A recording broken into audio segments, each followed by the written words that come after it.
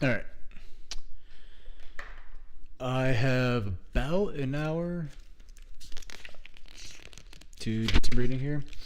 So I figured I'd hop on and get some reading done on system limits and options. I think this is mostly about like sysconf. Let's see. U limits.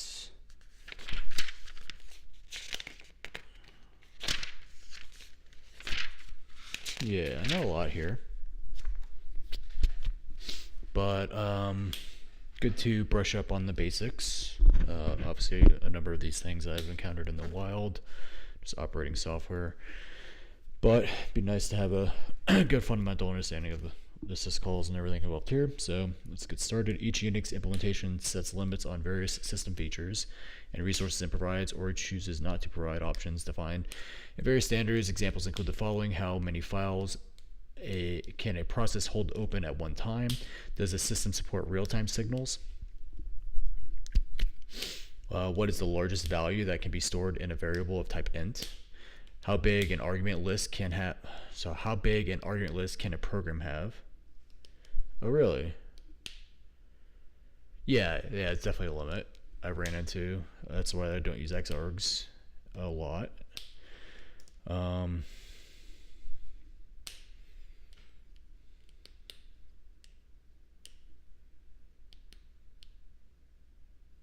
What is the maximum length of a path name? What is the largest value that can be stored in a variable type int? Is that determined by the compiler? Like, why would that be a system configuration thing? I don't know. I'm sure they'll go into it. What is the maximum length of a path name? Well, we could hardcode assumed limits and options into applications. This reduces portability since limits and options may vary across Unix implementations. Although limits and options may be fixed on an individual implementation, they can vary from one Unix implementation to another.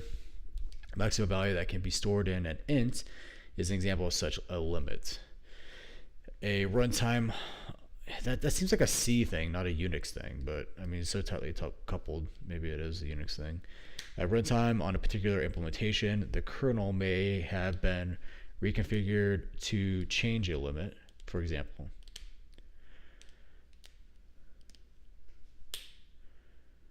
At runtime, at a particular application, kernel may have been reconfigured to change a limit. For example, alternatively, the application may have been compiled on one system but run on another system with different limits and options. Yes, obviously. From one file system to another, for example, traditional system V file systems allow a file name to be up to 14 bytes. Just 14 bytes? That seems very restrictive. While traditional BSD file systems and most native Linux file systems allow file names up to 255 bytes. I wonder what the max file name limit is. Let's do like just like mkdir, and then actually I'm gonna do like a python -c, and here I'm gonna just say like print w for underscore in range 255, something like that. I have to convert it to a list. Oh no, I have to do the print as an sub expression, not a statement. So it'd be like print w4 in range, and then I have to do like that's a generator expression, so then I have to convert it into a list to get it to actually run, right? Print, because this is like, yeah, W like that. Oops.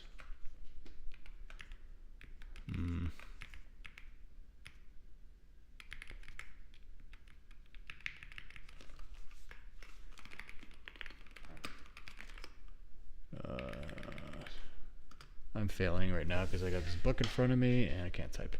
All right, grep print. I want, see that it modified the history here. It's not what I want. All right, bang 73787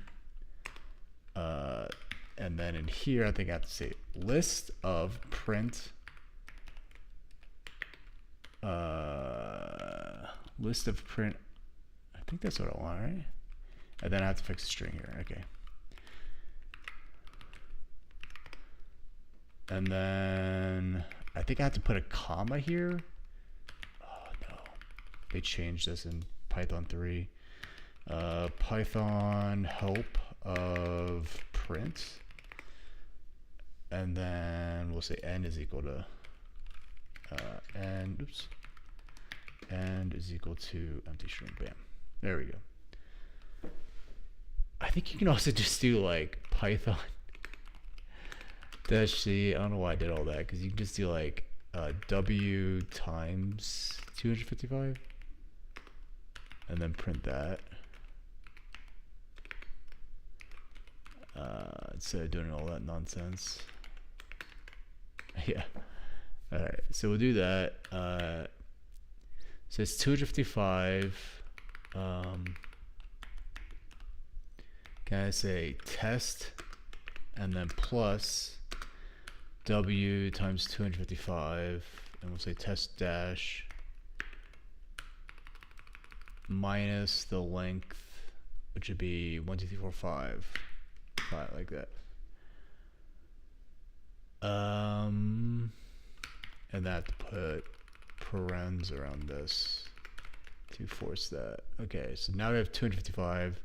I can say make dir, and then bang bang, or I have to say dollar like this. So that should work, right? And then I can increase this to 256. Can I create directory? So that is correct. dr test. Okay. I didn't realize the file system was so limited. I thought you could do more than 255 bytes. Anyway, since system limits and options affect what the application may do, a portable application needs a way of determining limit values and whether options are supported. The C programming language standard and SUSV3 provide two principal avenues for applications to obtain such information. Some limits and options can be determined at compile time. For example, the maximum value of an int is determined by the hardware architecture and compiler design choices. Yeah, it's a compiler thing. Such limits can be recorded in header files. Other limits and options may vary at runtime. For such cases, SUSV3 defines three functions: sysconf, pathconf, and fpathconf, that an application can call to check these implementation limits and options. SUSV3 specifies a range of limits that a conforming implementation may enforce, as well as a set of options, each of which may or may not be provided by a particular system. We describe a few of these limits and options in this chapter and describe others at relevant points later in later chapters. System limits. For each limit that it specifies, SUSV3 requires that all implementations support a minimum value for the limit. In most cases, this minimum value is defined as a constant in limits.h with a name prefixed by the string underscore POSIX underscore, and usually contains the string underscore max. Thus, the form of the name is POSIX underscore xxx underscore max. If an application restricts itself to the minimum values that SUSV3 requires for each limit, then it will be portable to all implementations of the standard. However, doing so prevents an application from taking advantage of implementations that provide higher limits. For this reason, it is usually preferable to determine the limit on a particular system using limits h, sysconf, or pathconf. The use of the string underscore max in the limit name defined by SUSV3 can appear confusing given their description in minimum values. The rationale for the names becomes clear when we consider that each of these constants defines an upper limit on some resource or feature, and the standards are saying that this upper limit must have a certain minimum value. In some cases, maximum values are provided for a limit and those values have names containing the string underscore min. For these constants, the converse holds true. They represent the lower limit on some resource. And the standard says that, or saying that on a conforming implementation, this lower limit can be no greater than a certain value.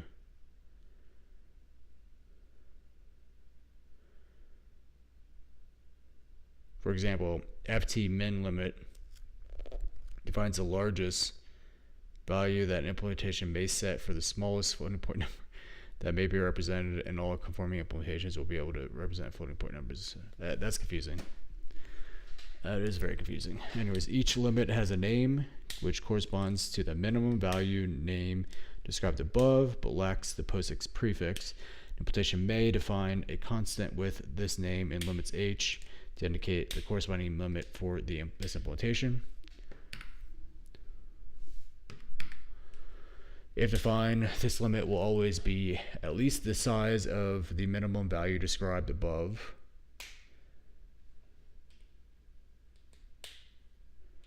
Okay.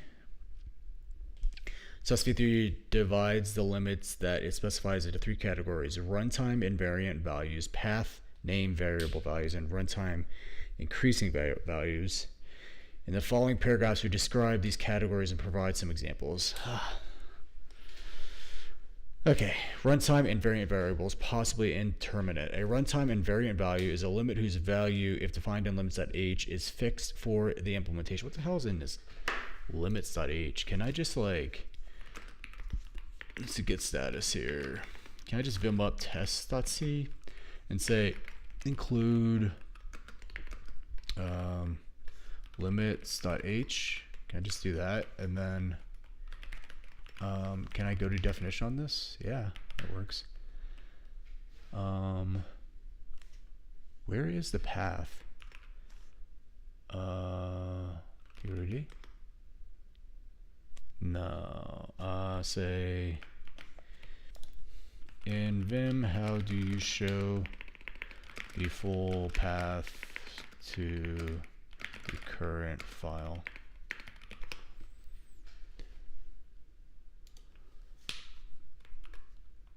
Echo, expand, and then in here %:p. What? That's not where it's at.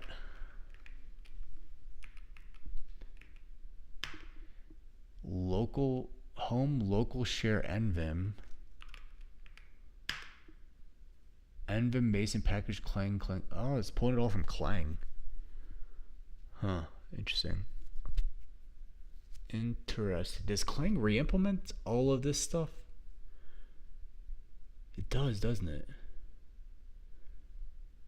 So part of these header files are being brought in by Clang, and part of them are installed on the system as like if I look at find in root type file name is equal to limits.h, and then I'll give it a to dev null. Yeah, interesting. So this stuff is included by the distribution. I think this stuff maybe. GCC has its own limits h. Clang has its own limits h.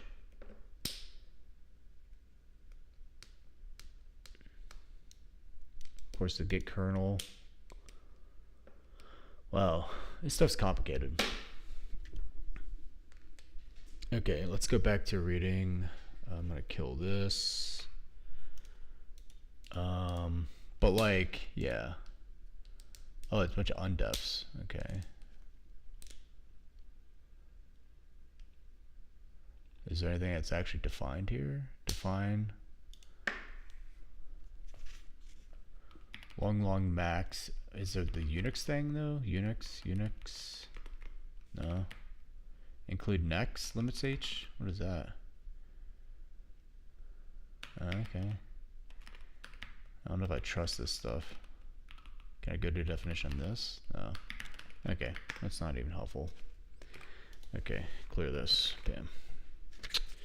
All right, a runtime invariant variable whose limit, a runtime invariant value. I need more light in here. That's too much light.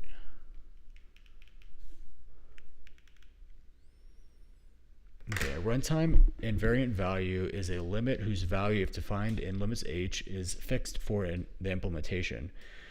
However, the value may be indeterminate, perhaps because it depends on available memory space and hence omitted from limits h.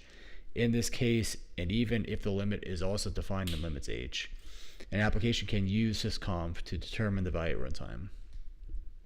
I don't know why you wouldn't just like use sysconf to determine the value at runtime in your application instead of relying on these header files.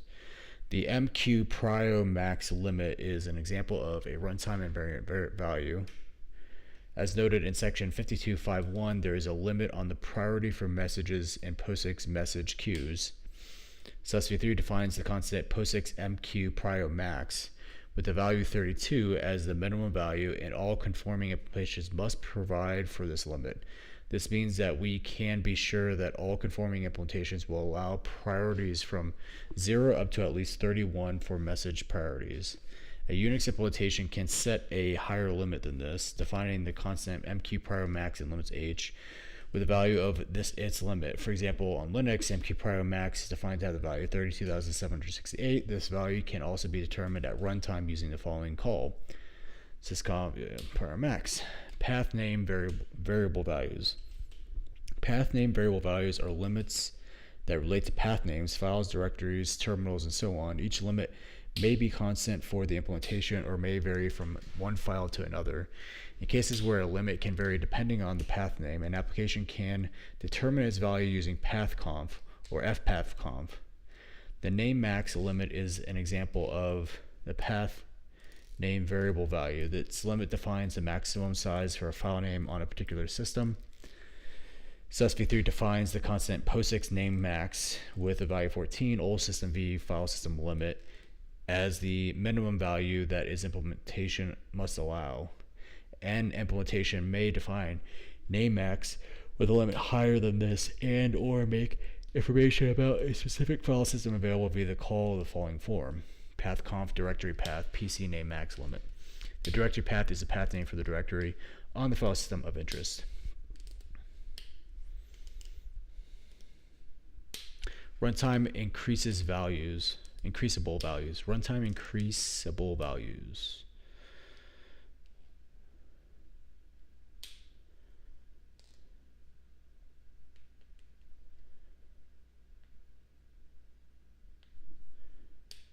Okay, runtime increasable value is a limit that has fixed minimum value for a particular implementation, and all systems running the implementation will provide at least a minimum value. However, the specific system may increase this limit at runtime, and an application can find the actual value supported on the system using sysconf. An example of a runtime increasable value is ng groups max, number of groups max, which defines the maximum number of simultaneous supplementary group IDs for a process. SUSV3 defines the corresponding minimum value, POSIX n groups max, with the value 8. At runtime, an application can receive the limit using the call sysconf sc n groups max. Summary of selected system v. Let me go next page. Summary of selected SUSV3 limits. Table 11.1 lists a few of the SUSV3 defined limits and are relevant to this book. Other limits are introduced in later chapters.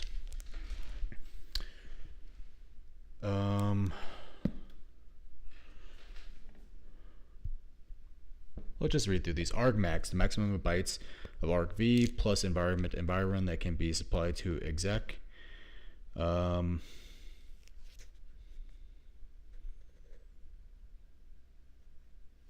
SC sysconf, PC pathconf. Clock tick, unit measurement of time, SE login.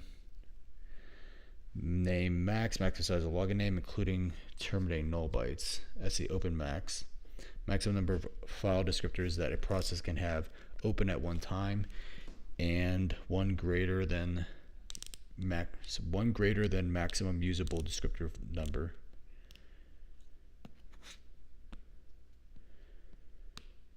Yeah, okay, it makes sense. N groups max, maximum number of supplementary groups of which a process can be a member. Page size, size of virtual memory. Maximum number of distinct real-time signals. Maximum number of queued real-time signals. Maximum number of standard I/O streams that can be open at one time. Maximum number of bytes in a file name, excluding terminating null byte. Maximum number of bytes in a path name, including terminating null byte. Maximum number of bytes that can be written atomically to a pipe or FIFO. The first column, table 1.1, gives the name of the limit, which may be defined as a constant in limits h to indicate the limit for a particular implementation. The second column is the SUSV3 defined minimum for the limit, also defined in limits.h. In most cases, each of the minimum values is defined as a constant prefix with the string POSIX. For example, the constant underscore POSIX on RT_SIG max defined with the value 8 specifies SUSV3 require a minimum corresponding to RT_SIG max implementation constant. The third column specifies a constant name that can be given at runtime to sysconf or pathconf. In order to retrieve the implementation limit, the constants beginning with SC are for use with sysconf. Those beginning with PC are for use with pathconf and fpathconf. So what's the difference between these two? In few words, briefly explain the difference between pathconf and fpathconf.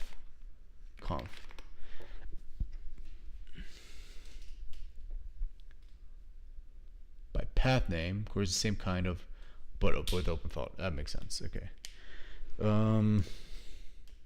Okay. Let's kill that. The third column specifies a constant name that can be given to runtime sysconf. Yeah, I already read that. Note the following information is supplementary to that of table that's shown in table 11.1. The get d table size function is an obsolete alternative for determining the process file descriptor limit. This function was specified in SUSV2 marked legacy, but was removed in SUSV3. Get page size function is an obsolete alternative for determining the system page size.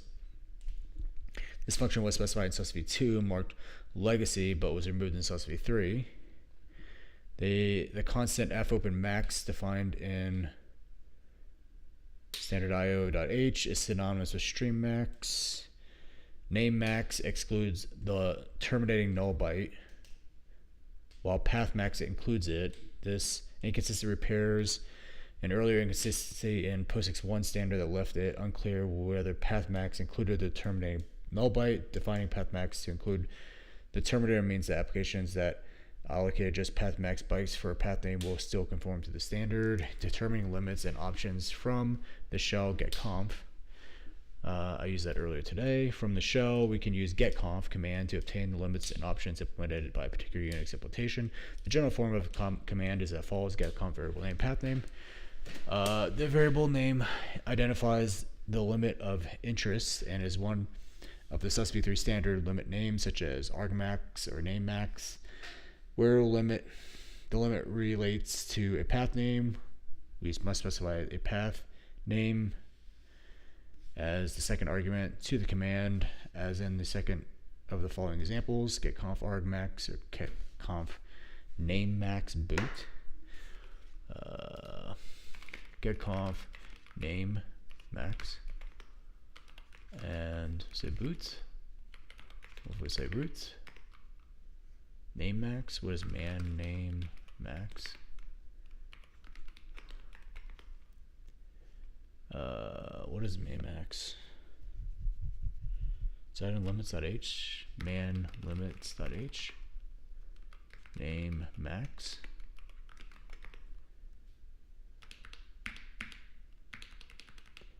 Here it is. Maximum number of bytes in a file name. So why does boot have like way more? Let's see, mount. What are the type of, maybe run? Run. Boom, boom, boom, boom, boom, boom, boom, boom, boom. So if I do like mount awk, and then I print out $2. Wait a minute, 1, 2, 3, 3. And then for each of these, I'm going to get conf name max. I can't do that because I gotta do while read L, do $L, done. So yeah, and I want to echo out L too. We'll do a echo $L, and I want no new line. Is that how it works? Yeah, but I want a space. So I gotta add a space here. Bam. So, in fact, I want to do that after. I want to do that over here. And then do that. Wait a minute.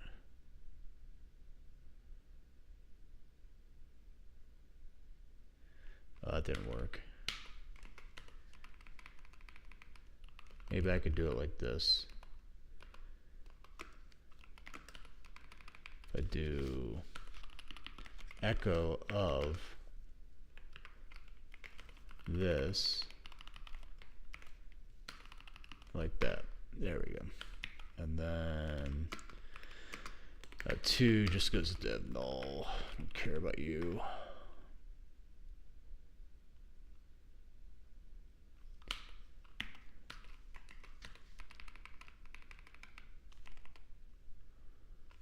And then if we sort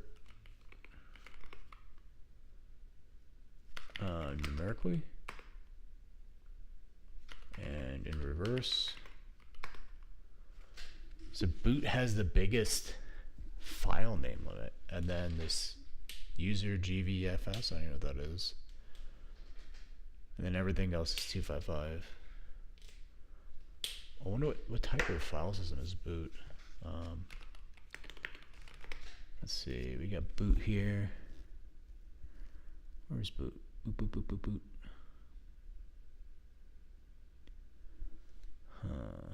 Well, BPF, grep boot. It's a VFAT. And then if I grep for GVFS, it's fuse GVFS. What is GVFS? I don't even know what that is. What is GVFS? Fuse.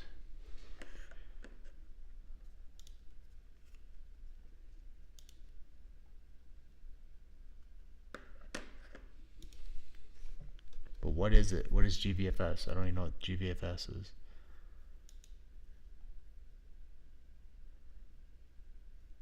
Dbus. GVS, it's GNOME virtual file system.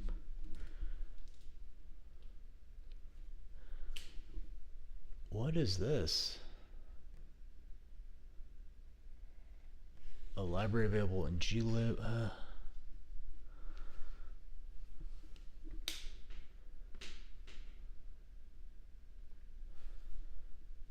A cause of confusion is the fact that the file system abstraction used by the Linux kernel is also called the virtual file system layer.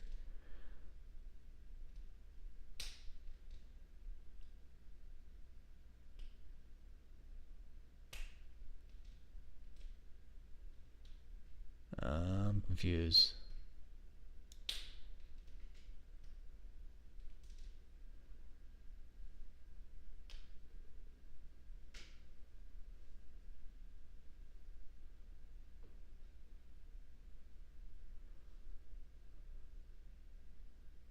What does it do?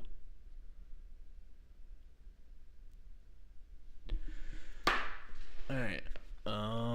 Let's ask ChatGPT. What is GVFS on my Linux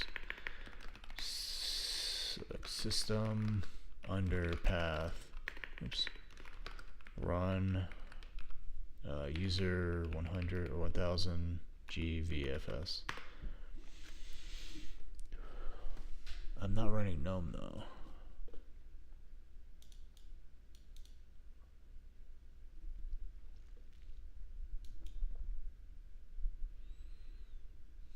I guess glib is gnomelib.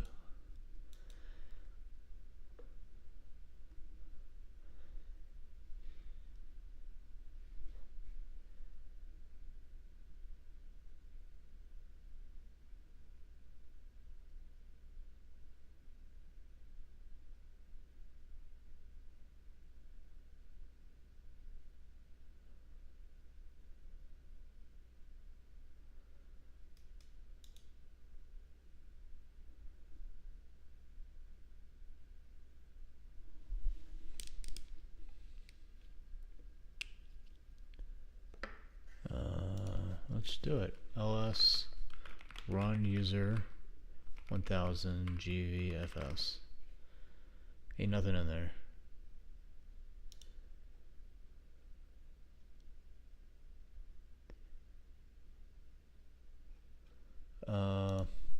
Why is it on my Arch system that uses Wayland Hyperlin? No, not GNOME.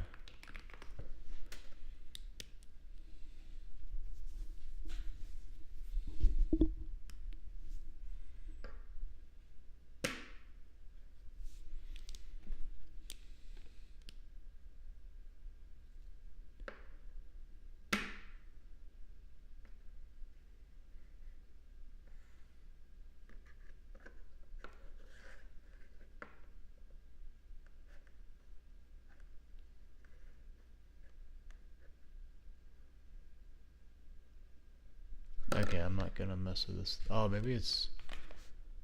What is this thing? PS tree grep Nautilus? Oops. Okay, so it's using Nautilus, which I think Nautilus is a known thing. And then here, if I do Control Shift F, no, Control Shift G. What is this thing here? What about here? What if I do like a network thing? Keyboard shortcuts. Control L. Yeah, let's try that. Control L. Control Shift L. That did not work. Command L. Yeah, Command L works. And if I do like, yeah, recent ://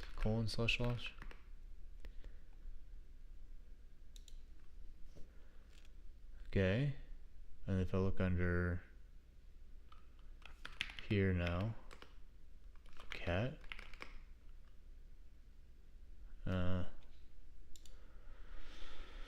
okay, I didn't realize so many things were used from GNOME. Alright, let's continue on.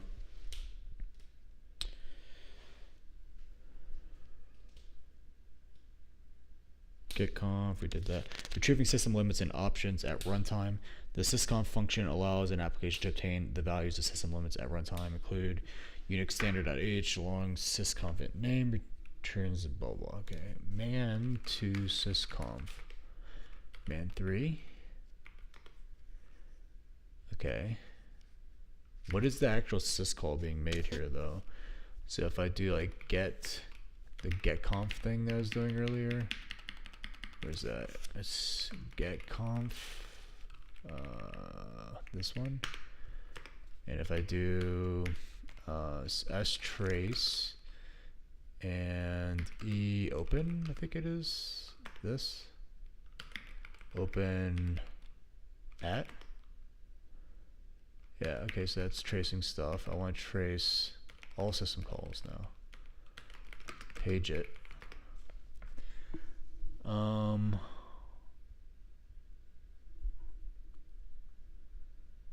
Arch PRCTL. What is that? PR limit 64.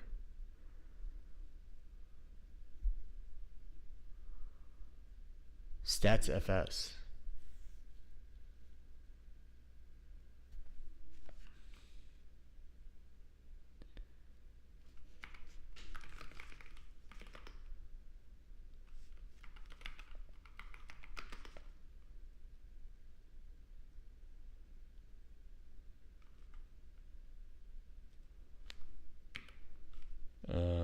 Name max? No.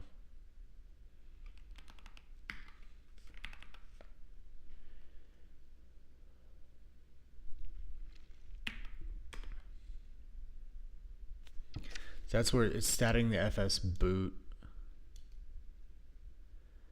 It's also calling fstat on whatever it opened. I don't even know how open at works. Man to open at.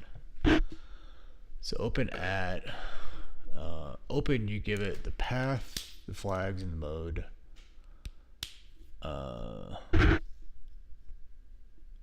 Optionally the mode. Open at, you give it the directory file descriptor, constant char path, flags, mode. What is this open at? Open at.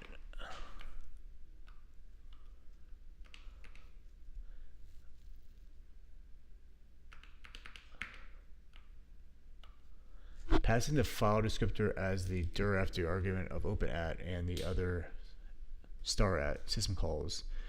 This includes link at with at empty path or via, so even if the file is not a directory. The open at system call operates in exactly the same way as open, except for the difference described here. The dir after the arguments is used in conjunction with the path argument as follows.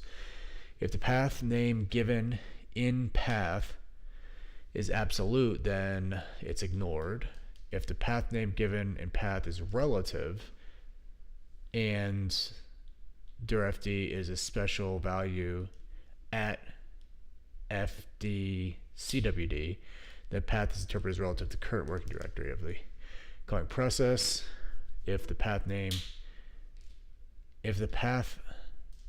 given at path is relative, then is interpreted as relative to the directory referred to by the file descriptor dirfd rather than relative to the current working directory of the calling process, as is done by open for a relative path name in this case. So it basically just supports relative path names.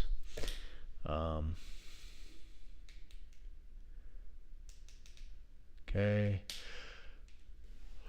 If the dir path name given in path is relative, and dirfd is not a valid file descriptor, an error, bad results, specifying a valid file descriptor. Okay.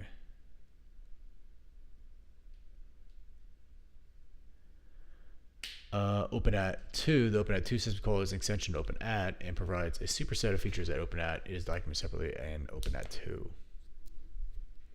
What's so special about open at 2? That it gets its own man page. Okay, and you have to make it explicitly as a system call. There's no glibc.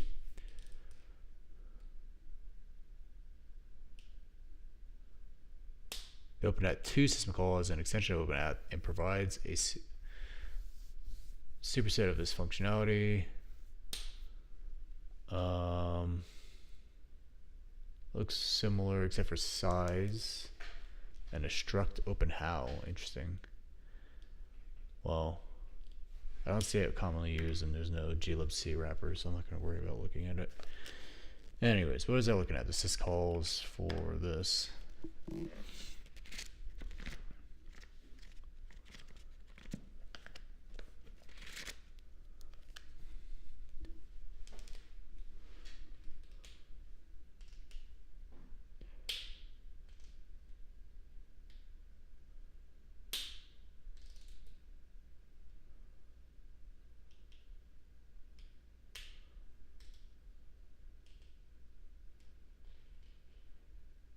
I think the statfs is the main system call that's used to retrieve this limit.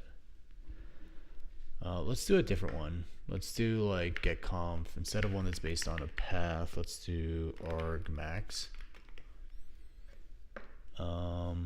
Again, it's an fstat here. What paths? I don't see any paths. This is more.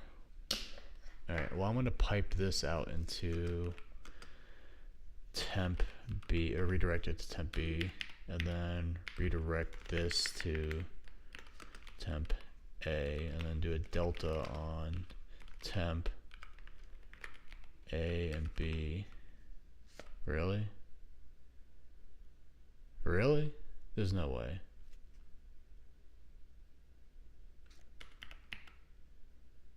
Name max boot to temp A. Oh, because the standard out, yeah. Okay. We'll send 2 here. 2 to temp A. And then this one, 2 to temp B. And now we can do the delta. Okay, that makes more sense. So all this looks very similar. And then we get to here. It does a PR limit 64 with this thing. R limit stack.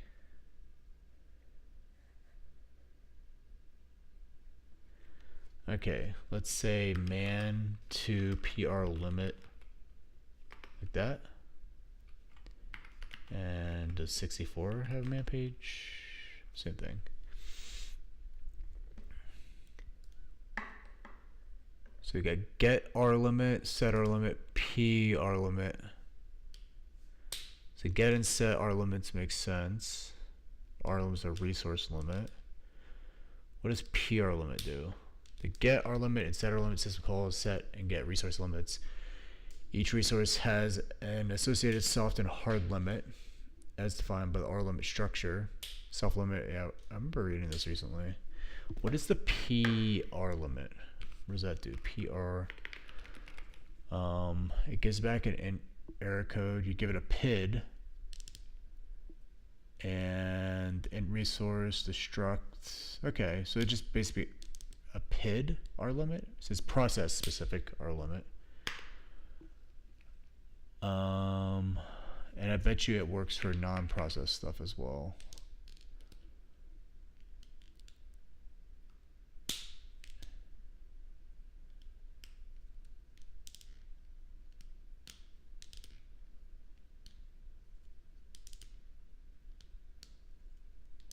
Okay. The PID argument specifies the ID of the process on which the call is to operate. If the PID is 0, then the call applies to the calling process. To set or get the resource of a process other than itself, the caller must have capsys resource capability in the user namespace of the process whose resource limits are being changed, or the real effective and saved set user IDs of the target process must match the real user ID of the caller and real effective and saved. Okay. Okay. So we give it 0, which means that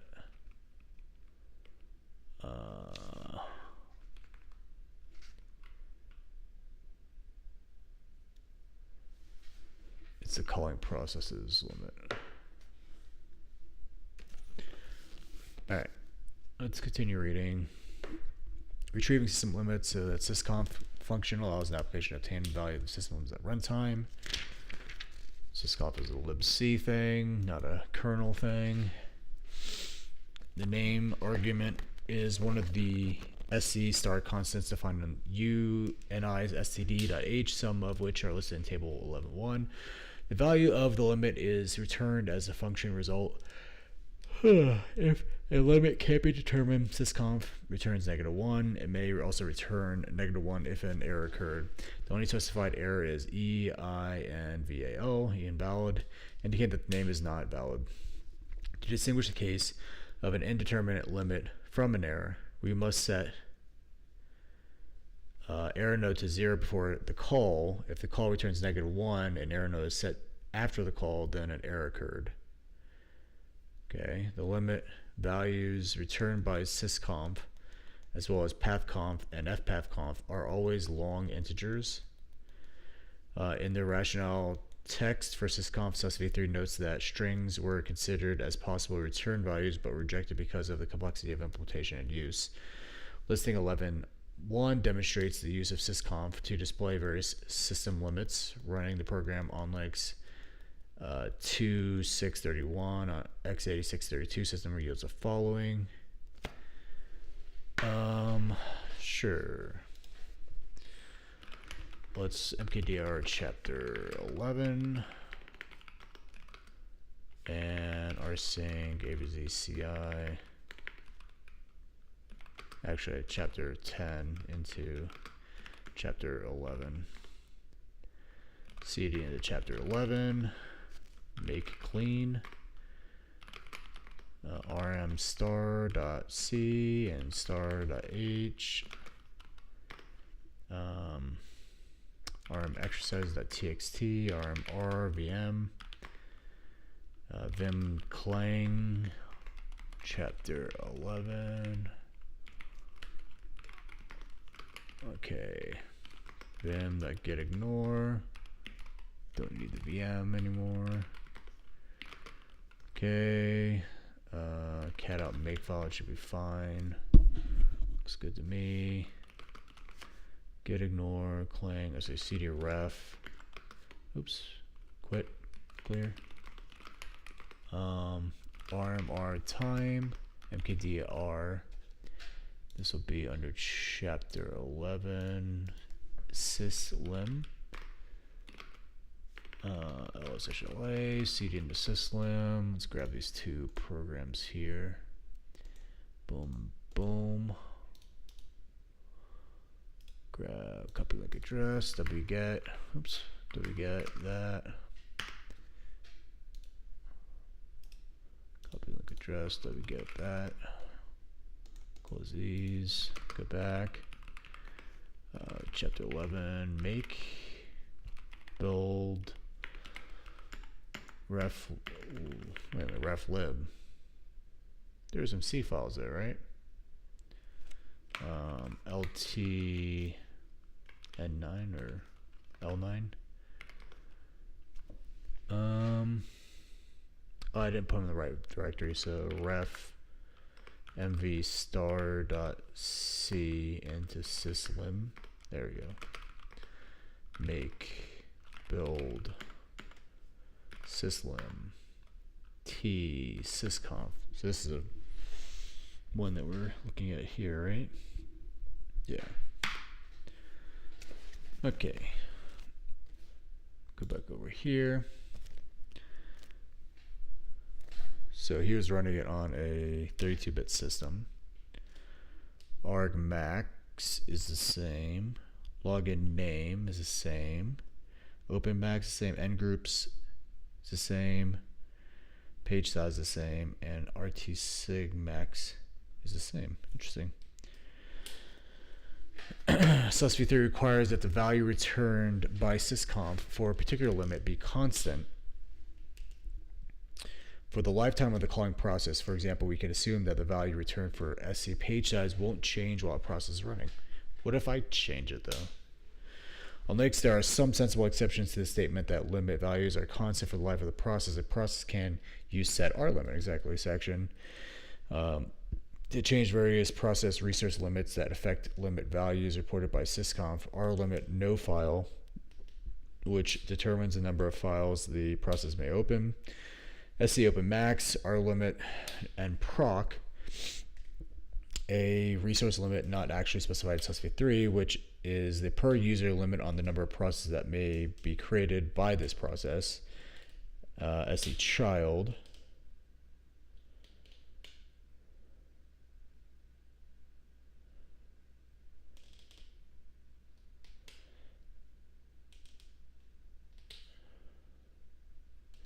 And rlimit stack, which since Linux 2.6.23 determines the limit of the space allowed for the process command line arguments.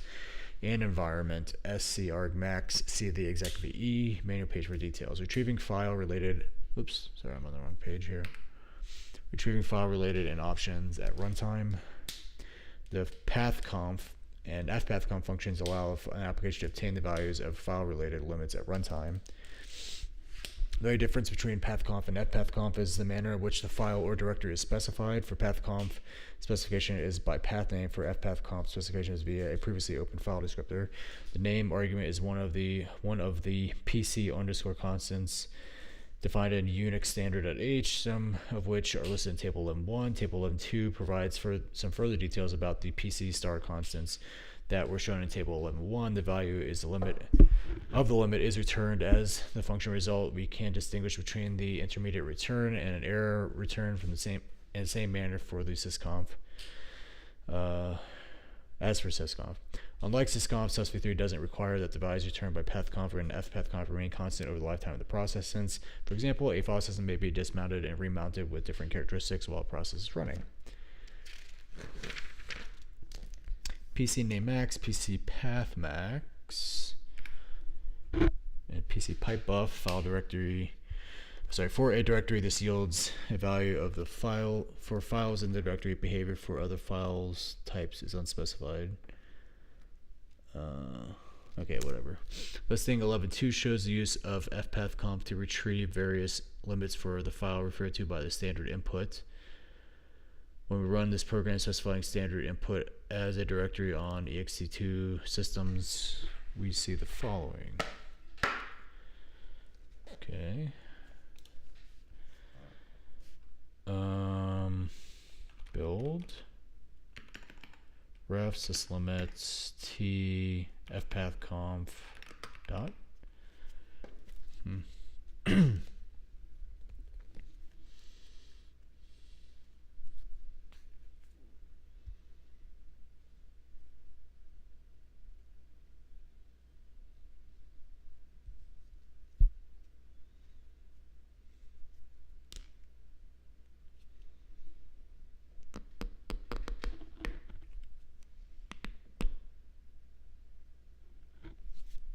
What if I just ran it like this?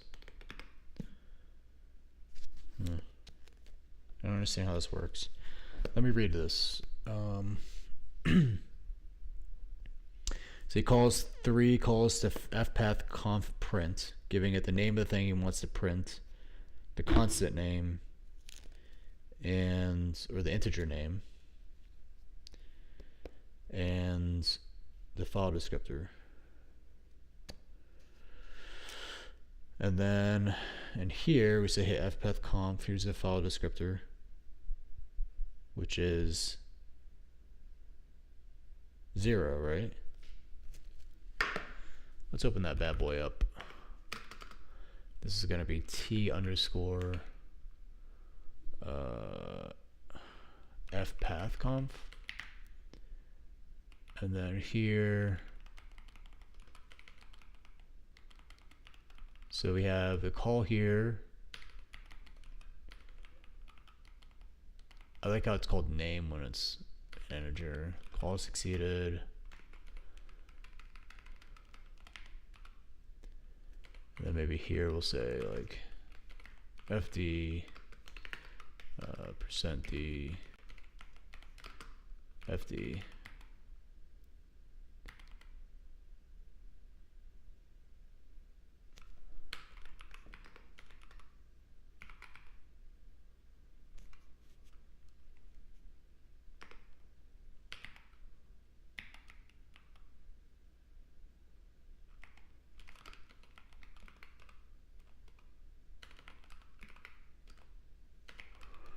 I'm getting tired here.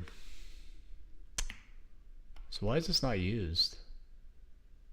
I thought it's used here, error exit. Static analysis not working.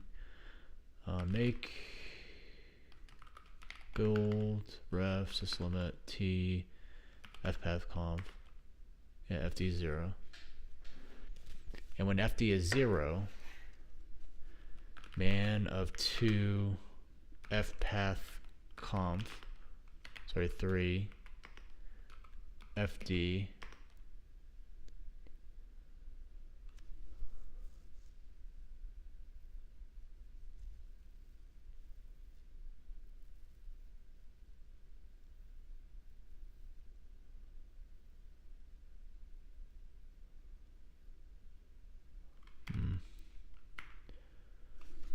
understand how that works.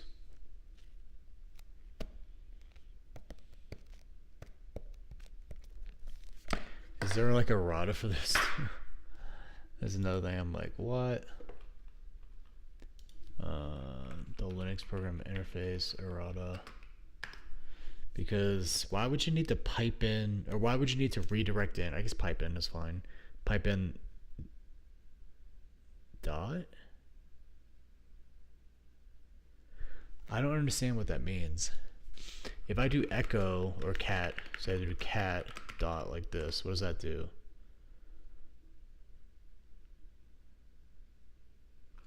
What if I do echo? Which a echo? User bin echo? Now redirect in dot. Like, what does that mean? The character dot goes to the standard in? ls-la.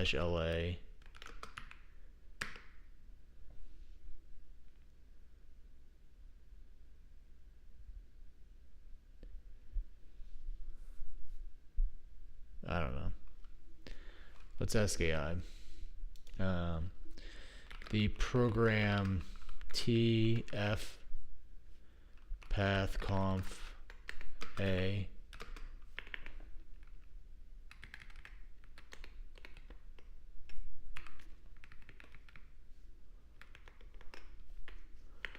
what does the actually do?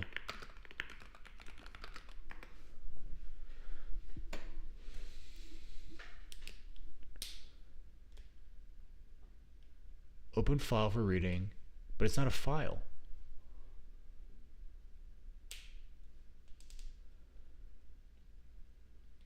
Okay, so it replaces fd0 with the opening of that file. Interesting. Interesting. I mean, that makes sense.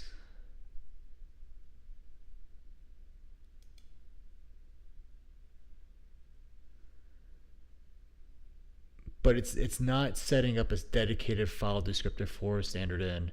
It's saying the file descriptor for standard is that directory. I think that's where, like, my mental model is like echo or cat. Like, if you do like program file, like, my mental model is cat file into program. But what this is telling me is that these are not equivalent. Well, obviously they're not equivalent because bash is handling it different because they got cat in here.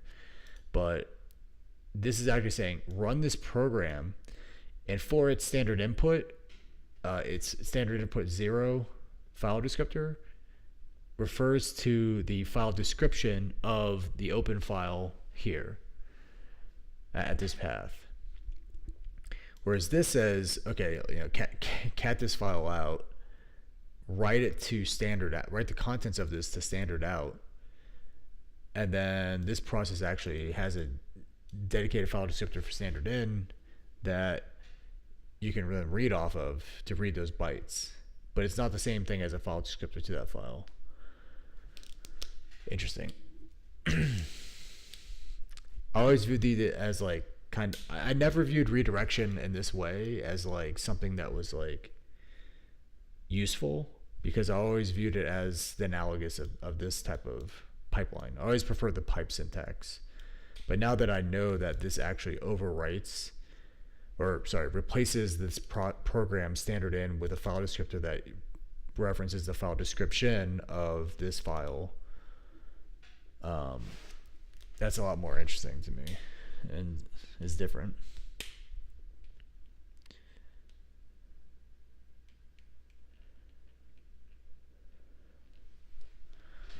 Okay, cool. Don't need that anymore. This now makes a lot of sense. Okay. Indeterminate. Oops. Let's I'm gonna highlight this as a potential thing to make a video about, and then I'm just gonna reference cat F pipe P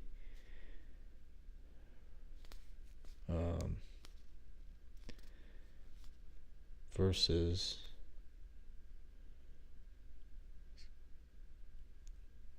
P F.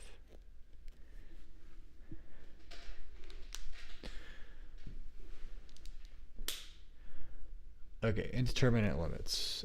On occasion, we may find that some system limit is not defined by an implementation limit constant, path max, and that sysconf or path conf informs us that the limit, example PC path max, is indeterminate. In this case, we can employ one of the following strategies when writing an application. To be portable across multiple Unix implementations, we could elect to use the minimum limit value specified by sus v3.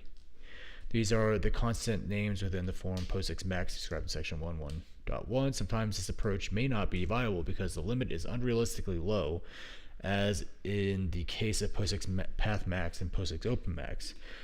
In some cases, a practical solution may be to ignore the checking of limits and instead perform the relevant system or library function calls.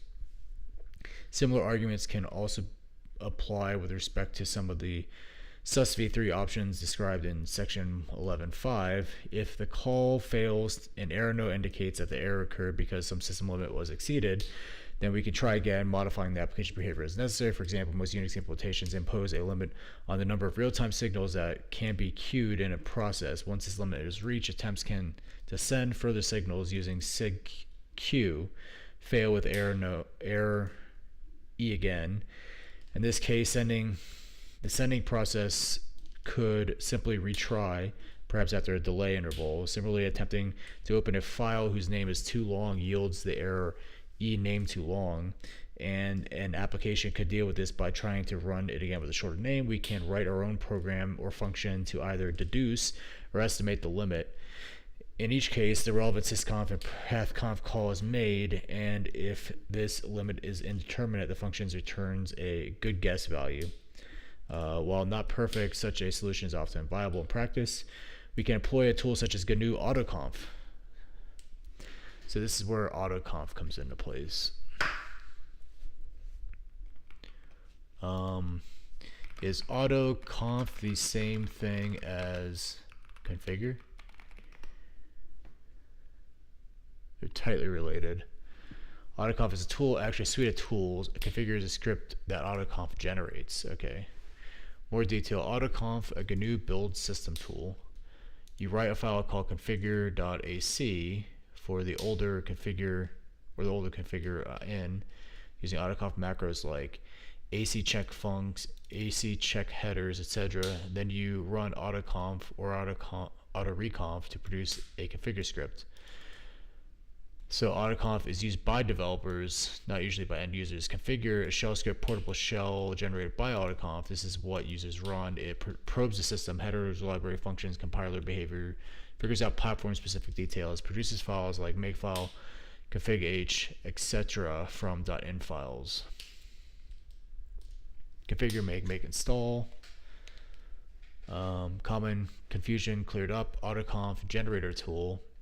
Project maintainers, autoconf AC, input to autoconf, configure generated shell script, end users, configure running that script, end users, automake, generates portable makefile.in, libtool provides shared library handling, autoreconf I runs autoconf automake in friends, typical maintainer workflow autoreconf fi, one-liner method model, autoconf writes configure is what you run. No, I'm good, thank you. I never actually had to use autoconf before, other than running this configure scripts. We deploy tools such as GNU autoconf, an extensible tool that can determine the existence and settings of various system features and limits. The autoconf program produces header files based on the information it determines, and these files can then be included in C programs. Further information about autoconf can be found at so and so. The problem with that is that, like, it's like compile time knowledge, and you have to run it on target machine that you're building for. So like if you have like build CI system, like it's not gonna know what your target machine is gonna actually. So getting it from like the what do you call it? The fpathconf and sysconf library functions seems better. All right, system options, as well as specifying limits for various system resources. SUS v3 also specifies various options that a Unix implementation may support. These include support for features such as real-time signals, POSIX shared memory, job control, and POSIX threads. With a few exceptions, implementations are not required to support these options. Instead, SUS v3 allows an implementation to advise at both compile time and runtime whether it supports a particular feature. An implementation can advertise support for a particular SUS v3 option at compile time by defining the corresponding constants in Unix standard H. Each such constant starts with a prefix that includes the standard form which it originates. Boop. How many more pages we got here? 1, 2, 2.5. Okay. And do we have any exercises here? Yeah, we got 2 exercises. Each option constant, if defined, has one of the following values. A value of -1 means that the option is not supported.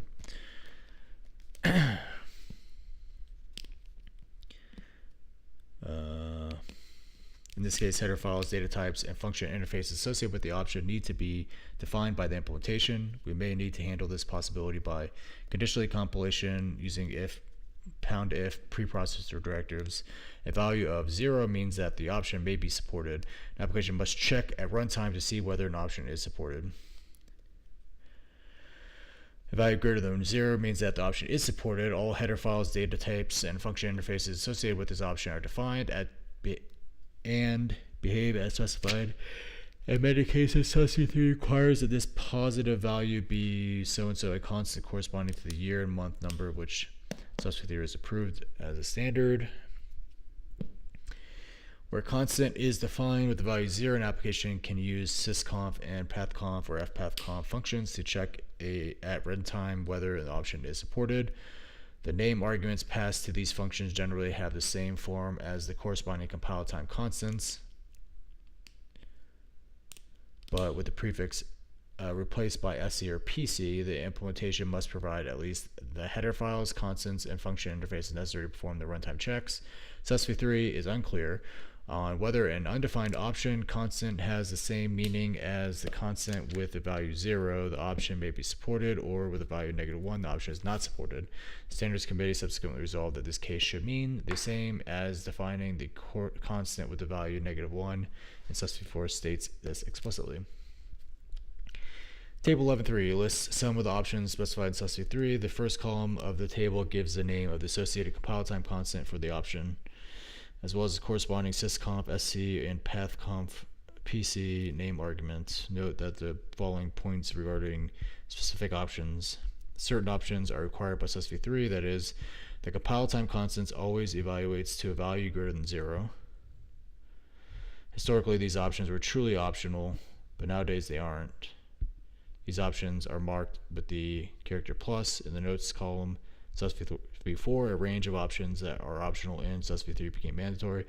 Although such options are required by SUS v3, some Unix systems may nevertheless be installed in a non-conforming configuration. Thus, for portable applications, it may... See, I think this whole world is built around like you compiling shit on the target machine that you're actually going to run the program on. And that's not like the world we live in anymore.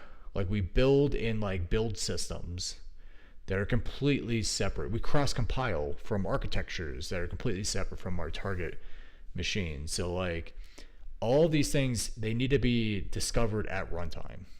Like they can't be baked in at compile time because you just absolutely don't know at compile time what machine you're going to be running on.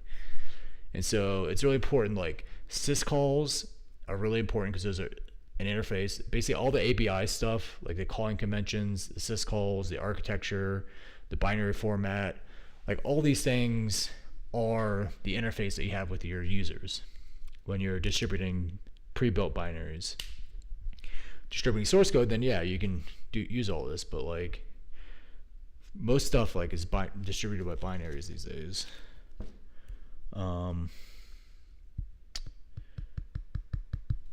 Yeah.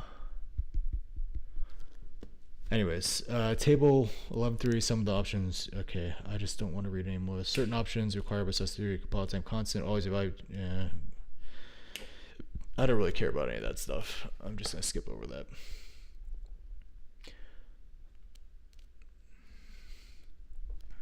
sus3 specifies limits that an implementation may enforce and system options that an implementation may support. Often it is desirable not to hard code assumptions about the system limits and options into a program because since these may vary across implementations, also on a single implementation, either at runtime or across file systems. Therefore, sus3 specifies methods by which an implementation can advertise the limits and options it supports. For most limits, sus3 maintains a minimum value that all implementations must support. Additionally, each implementation can advertise its implementation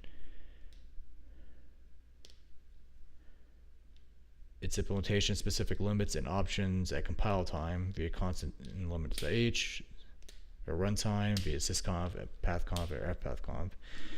These techniques may similarly be used to find out which sus3 options and implementation supports. In some cases, it may not be possible to determine a particular limit using either of these methods. For such indeterminate limits, we must resort to ad hoc techniques to determine the limit to which an application should adhere. Further information. Chapter 2 of Stevens and Rago, 2005, and Chapter 2 of Gallmeister, 1995, cover similar ground to this chapter. Lamewine, 1991, also provides much useful, although now slightly outdated, background, some information about POSIX options with notes on glibc and Linux. Details can be found at Red Hat, blah, blah, blah. The following Linux manual pages are also relevant.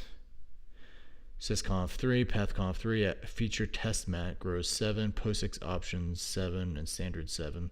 The best sources of information, though sometimes difficult reading, are the relevant parts of sus3, particularly chapter 2 from the base definitions, XBD, and the specifications for Unix standard.h, limits.h, sysconf, and fpathconf.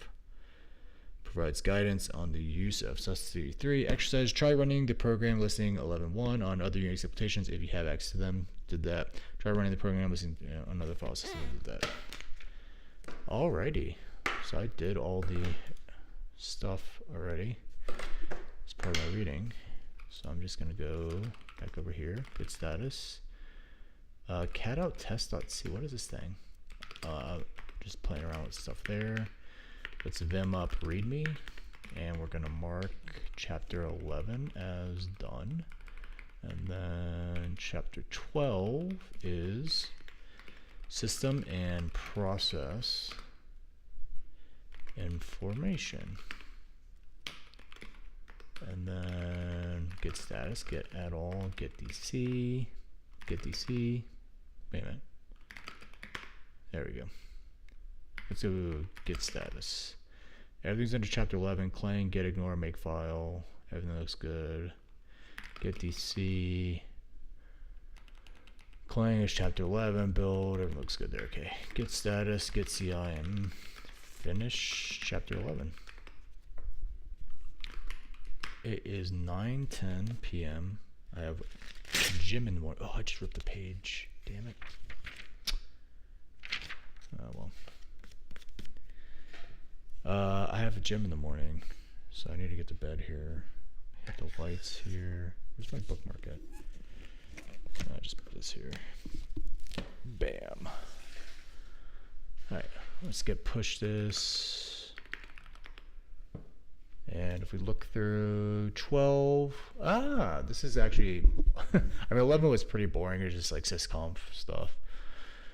12, system and process information, has the proc file system, which is really interesting.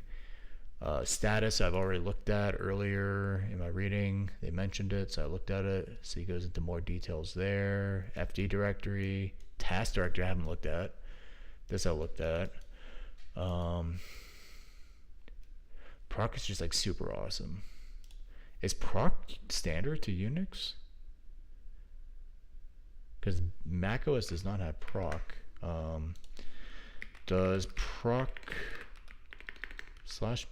exist anywhere outside of Linux?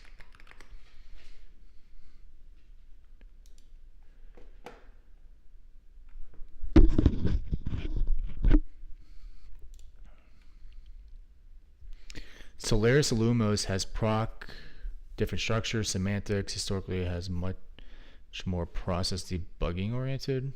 Linux proc was inspired by Solaris proc.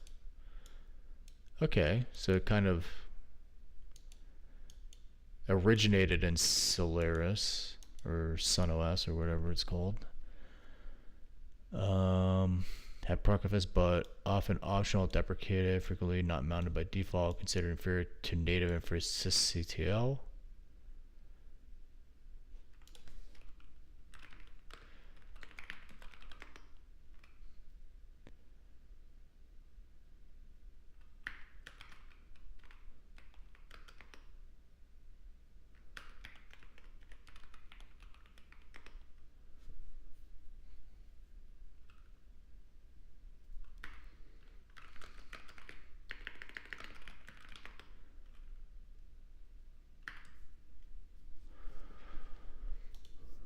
KVMP trace.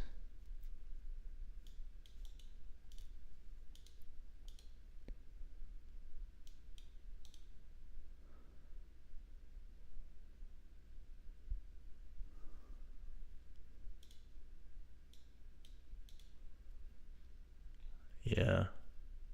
So it's basically Linux and like Solaris has something mounted under proc that is totally different.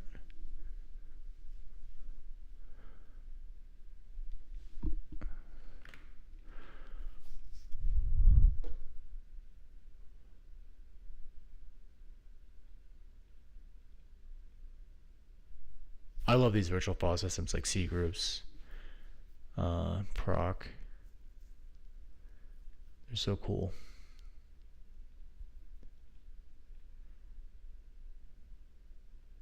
Okay, that'll be a fun chapter to start on tomorrow morning. So I'm going to leave it there for tonight, get some sleep, wake up early, and get to the gym. Alrighty, I'll be on tomorrow.